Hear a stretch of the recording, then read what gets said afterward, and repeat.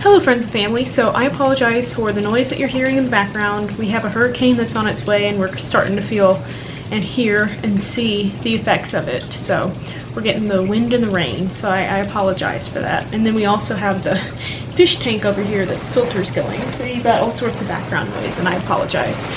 But I figured it's time for a life update. I'm about to start something new and something that I'm really excited about, and I wanted to share it on YouTube because I am hoping to be able to consistently video myself on this journey. So, for a little bit of background, back in March, one of my best friends came down to Florida for spring break and mentioned that one of her friends had been a chaperone for the African Children's Choir. I didn't realize that was a thing until she had mentioned it. At the time, I was teaching my first class and I was a little overwhelmed at the time, so I didn't give it much thought. I was like, absolutely not. I can hardly even, getting through each day as it is. I can't even think about committing to anything longer or anything at this point in time.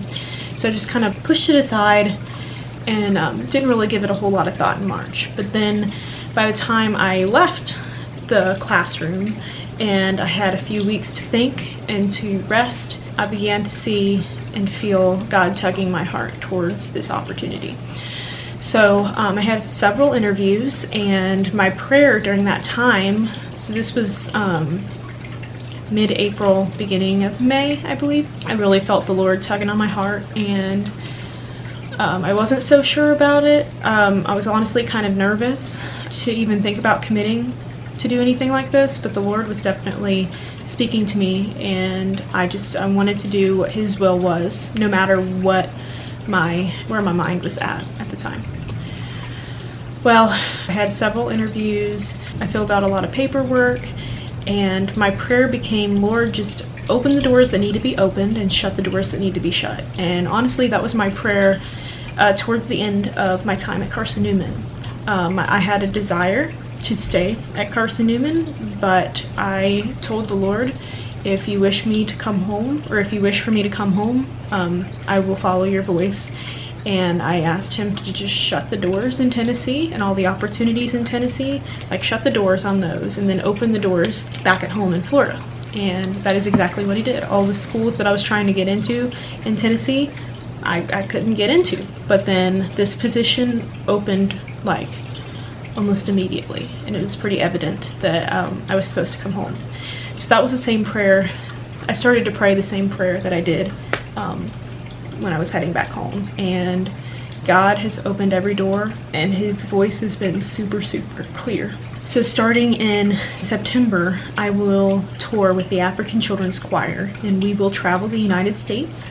We will start in North Carolina, and then we will make our way up to Maine, and then we'll head back down and kind of across the U.S., and we'll go to Texas, New Mexico, and Arizona.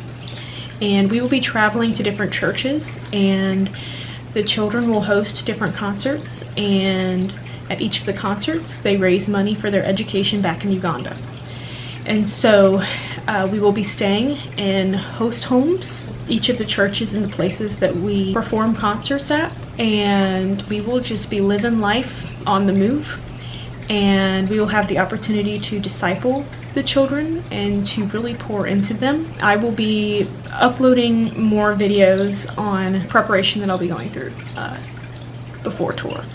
But ever since I was in middle school, actually I think it goes even before that, I read a book called Kisses from Katie, and ever since I read that book, I've just had a heart for missions. And I've traveled to 5 different countries now. The first mission trip that I went on was to Haiti, and then I went to Mexico, and then Rwanda, and then Honduras, and then South Africa. Even with the trip to South Africa earlier this year, it's been about 2 months now, God has just shown me this love that I have for people and for missions, and it just kind of reignited that in my heart, and I don't want to say completely, but I almost forgot about it.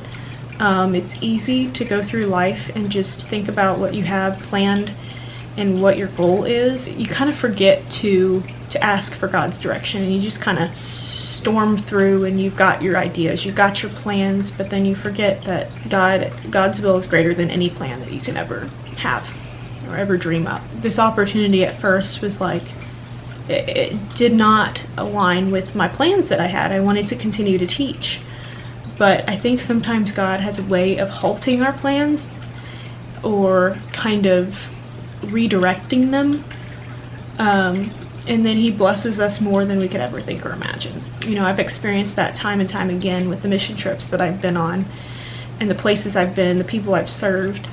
And, you know, sometimes it doesn't sound as appealing, but once you're in it and you're doing it, you realize that there is nothing that compares to the joy that you experience. So with all of that said, I cannot wait for this next chapter in my life and to love on these children and be a part of an amazing team as we travel and just shine the love of Christ with every place that we go.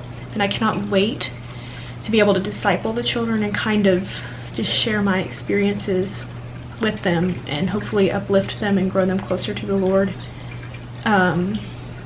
It's just something that I never even imagined that I would ever do, and I just feel so blessed to be a part of this.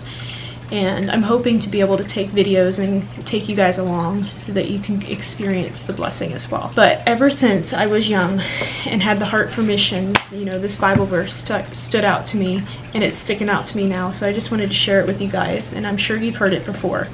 And I think it's the heart that all of us need to have with the plans of the Lord. So Isaiah 6:8 says, "Then I heard the voice of the Lord saying, 'Whom shall I send?